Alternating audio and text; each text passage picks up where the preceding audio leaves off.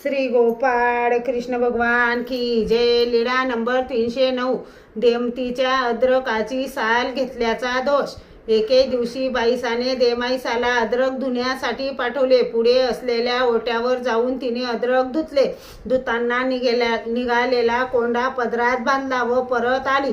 मग बाईसाच्या हाती धुतलेले अद्रक दिले आणि सर्वज्ञांना दंडोते घातली। सर्वज्ञांनी विचारले, देमती, पदरात काय बांधले आहे?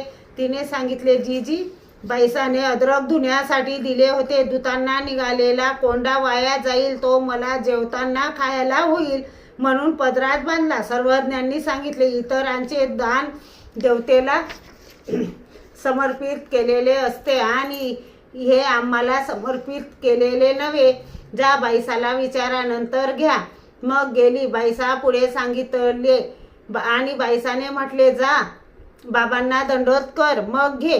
ती आली, सर्वज्ञांना दंडोते केले, श्री चरणा लागली, नंतर मुक्कामाच्या ठिकाणी गेली। भावार्थ, कमी अधिक प्रमाणात लोभ प्रत्येक जीवाच्या ठिकाणी असतोच, तेव्हा धुण्याचे निमित्त करून त्याला अधिक अद्रक काढण्याचा दोष तर घडला तर ईश्वर प्रात्री प्रवेशन होणारा पदार्थ आपण चोरल्याचे थोर पाप लागेल, म्हणून असे करू नये। हा सूक्ष्म अर्थ या लीळेत सामावला आहे। श्री गोपाळ कृष्ण भगवान की जय।